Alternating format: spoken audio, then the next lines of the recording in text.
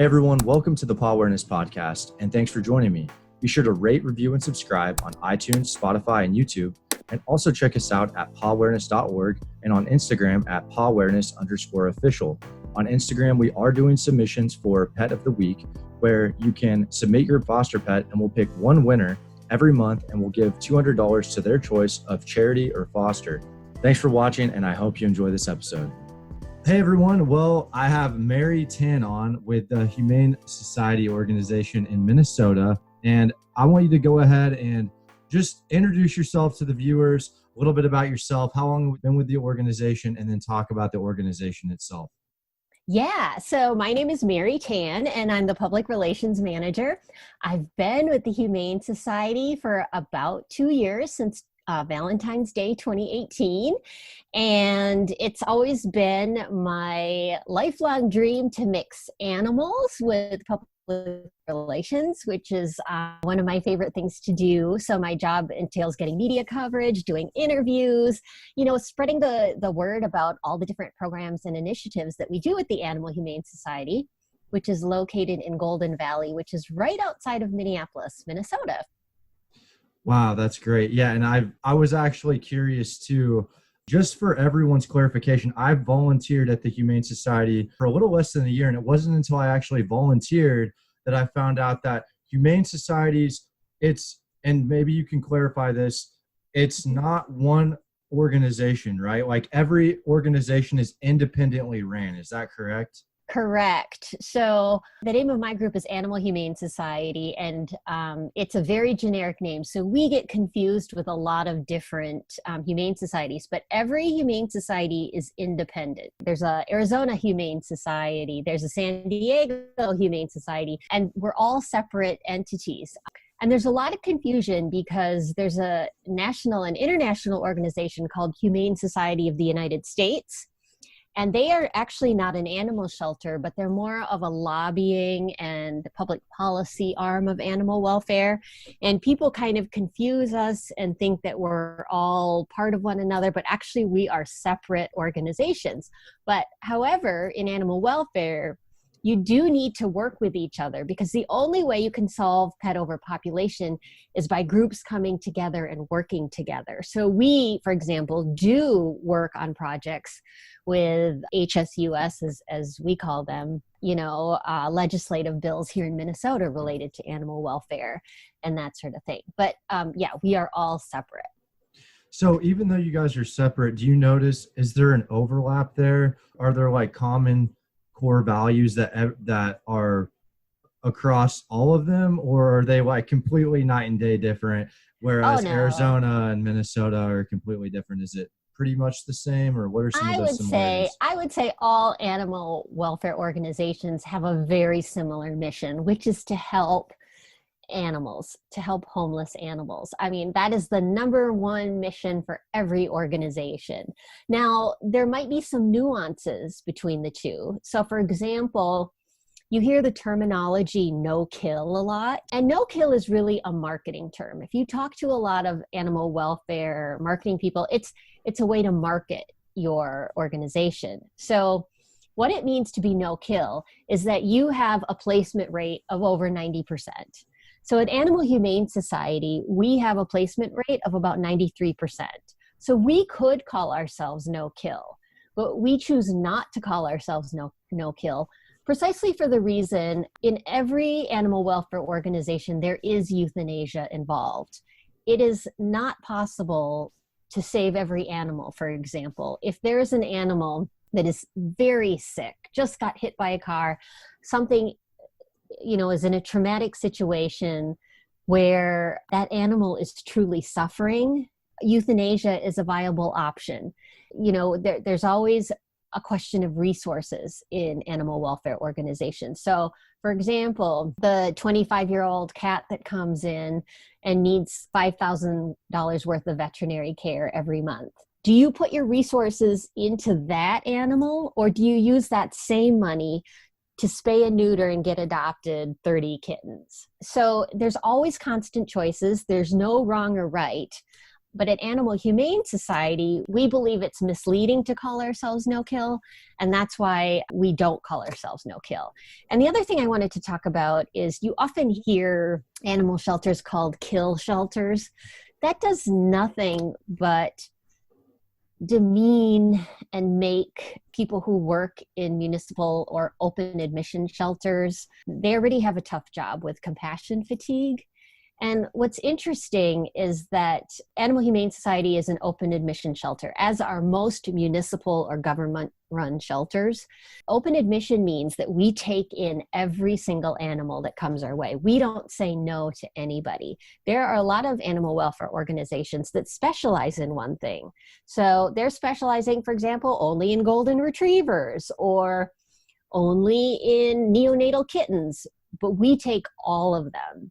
And because of that, it's no secret that people say kill shelter all the time when that's not necessarily fair to our organization, because we have to take in no matter what animal comes our way. We don't have the option of picking and choosing which animals we take in.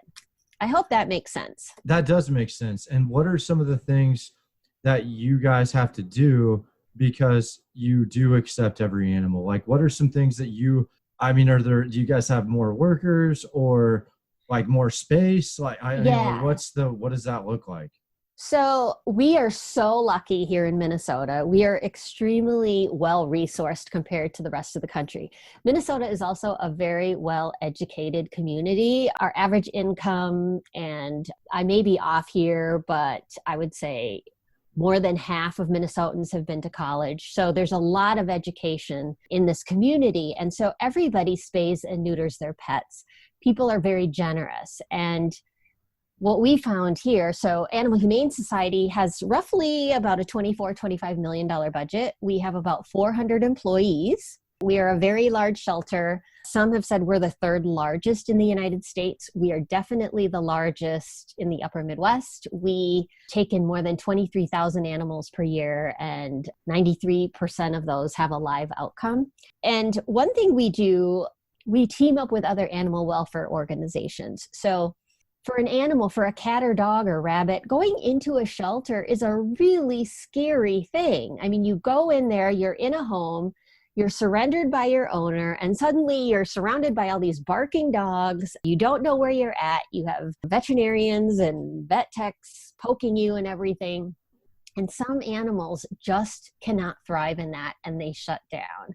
So what we do at the Humane Society is we work with roughly 100 different rescue partners in Minnesota, and our rescue partners who have a foster to adopt situation where these animals can live in a home while they're waiting to be adopted, that is ideal for that animal. So a lot of these animals, several hundred of these animals every year, go to our rescue partners. And we could not be as successful as we are without these organizations. So in animal welfare, people need to understand you need all these different kind of rescues. You need the open admission shelter. You need the individualized animal rescue people. You need people that really specialize. There may be a rescue that takes just diabetic cats. And all of these organizations are needed. And when they work together, then we can make a serious dent in the pet overpopulation issue. And one thing that's really interesting about Minnesota is we are actually resuming our animal transport program actually right now. There's actually some dogs being brought to us through the ASPCA that are arriving from Oklahoma. If we didn't bring animals in from the South or the West, we would not have enough adoptable dogs. In fact, right here, it's absolutely crazy. There's hundreds and hundreds of people waiting and vying to get one puppy because there's such a shortage of dogs right now, especially with COVID. Everybody wants a pet. And that's what I wanted to ask you about I read a couple of articles, but it's not the same as like asking every individual organization. I feel like you guys have your own spin on it. Like you mentioned, your guys' problems are different than maybe someone in New York, like an organization in Massachusetts or whatever. So I guess that was one of the questions I wanted to ask you was how have you seen COVID impact the rescue community, dogs and cats as well. I have a cat as well. So I'm interested to see, how have you guys seen that? You just mentioned that there's a waiting list for dogs. And I think that's fantastic. Like, that's absolutely great to hear. Absolutely. So our number one issue right now at the Animal Humane Society is all the economic uncertainty, because, people are in an economic crisis and they have pets that need to be fed. And so one thing we have been working really hard to do is not only adopt out animals, but it's to keep people and pets together. And to do that, we need to provide resources. So one of the projects we're working on is next month, we are opening our second low-cost veterinary clinic in a neighborhood that has a lot of challenges and needs and a high percentage of pet owners who are living in the poverty level. So at any of our low-cost veterinary clinics, you pay based on your income. So we are a fraction of the cost of regular vet. And we also, at the same time, provide those same services to rescues at a deep discounted price. And this is all thanks to grants. We PetSmart Charities gave us $250,000 to help us open this clinic. The Petco Foundation, all of these different organizations are helping fund this so that we can help keep people and pets together. And we just had this amazing story last week. There was a senior dog named Daisy. She was a Labrador retriever, about 100 pounds, and she had this gigantic tumor sticking out from her gut area. And the owner came in and said, I'm bringing her in to be euthanized because I just can't afford to remove this tumor from her. And so our vet tech looked at it and said, you know what? We might be able to help you. So we took the dog to our low-cost veterinary clinic, and there wasn't anything wrong with her. She was relatively healthy for her age. She just had this big tumor. And we were able to provide him the surgery so that Daisy could get the tumor removed. And it's a happy story. He didn't have to euthanize her. And he, once again, like this person didn't know about our low cost veterinary services and the ability to get surgeries at a fraction of the price that you would at a traditional vet. And this is really important for low income and challenged communities and people who are in unemployment right now. In fact, we just expanded our range of income for people to use our services. So it goes all the way, I believe, from earning virtually nothing to almost 50,000. You can get reduced cost services based on your income. And people are so appreciative.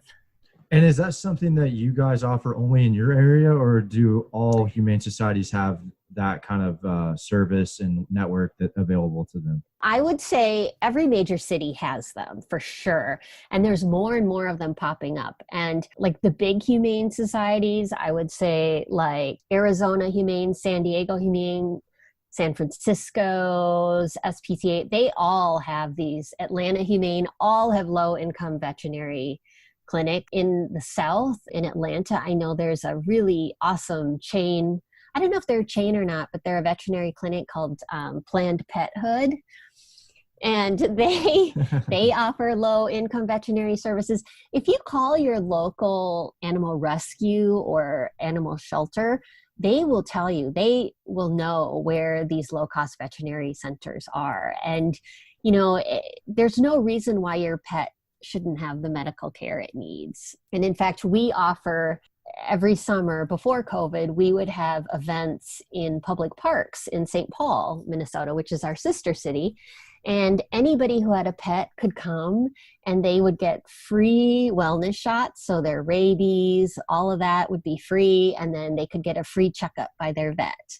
And if they weren't spayed or neutered, they could make an appointment. And if they didn't have transportation, we would pick up the pet and get it spayed or neutered and deliver it back to the owner. That's so fantastic. So basically, you could even be in a really small town and you can call up your Humane Society and they'll point you in the right direction. You might be driving a little bit for some vet care, but I mean, pets are pretty much family. So it's exactly. if it means if it means having to drive a little ways, I'm sure, it's not a big deal for some people. So that's Yeah. fantastic. I did not know that. So that's great that you were able to share that. And something else I'm curious too on is I know that here in Santa Barbara, they mentioned that before they, especially dogs, because, dogs are more so they can, bite and whatnot. Do you guys have like a special training program or like guidelines before a dog is able to be adopted Yeah. at all? Yeah, so we have a shelter behavior team. It's 3 people, and usually our veterinary technicians do a test first. But if there's any cause or concern, then our behavioral staff comes in. And we don't put any dog out on the floor that we think will be a danger to the community. Or if a dog, when I was talking about sending dogs to our rescue partners, if there's a dog that needs more training, sometimes, a lot of times dogs just need more training. If it's exceptionally jumpy or mouthy, then they'll typically go to one of our rescue partners who can work with that dog and spend the time. We have, with 23,000 animals coming through, it's kind of tight. So that's why we depend on our rescue partners as well to help us with training. But we have our own team as well. And what was nice about COVID, if there is anything good, is we were a lot slower because we weren't bringing in animals from the south. So our behavior team got to spend a lot of time with a lot of different animals and work on a lot of behavior things themselves. So we didn't send as many animals to rescue because we were able to do it ourselves. I think that's a great way. It's kind of like I'm a glass half full kind of guy, and I always love looking at the good stuff in situations. And honestly, that's how this whole idea, this podcast got started, was just during COVID. I couldn't volunteer anymore. So I was like, I want to make a difference. And so, there is some good stuff that can come out of it when you do that. And I'm going to do this every podcast is I just want to ask, and this is kind of how I got the idea to start it, was I'm going to ask this question. What if you had to narrow down one issue in the foster and rescue community? I know that's a big question, but if you could narrow it down to just one core issue, what would you see that as?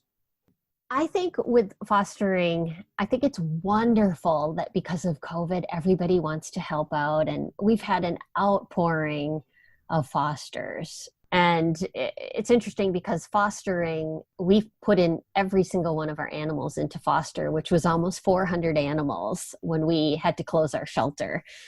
It's back open now, but for the first time, we discovered that foster to adopt could work at a big shelter like ours. So that was really eye-opening for us. But one thing is, animal rescue organizations are always looking for fosters. And it's important to remember that once COVID is over and everybody goes back to work, the need is still there. And so we just want to remind people, we know you have some extra time now, but think about it in the future as well. Fostering is so rewarding. And, we're hoping that during this period where everybody's home and they are fostering, that they'll remember that and want to keep doing it long after COVID is over. Because that's the number one thing, especially for small rescue groups, because I work a lot with them as well, is that they're always in need of fosters. And the more fosters we have, the more animals that we can rescue.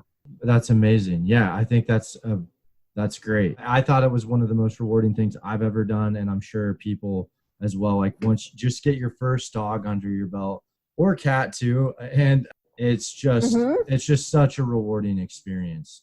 That really concludes today's interview. Mary, I want to thank you so much for coming on. I learned so much. I'm sure the viewers learned so much. Great speaking with you. You're a wealth of knowledge, and thanks for sharing what you know today. Well, thank you for having me. This was so much fun. All right. Yeah, maybe we'll have you on again someday. Appreciate it. Thank you.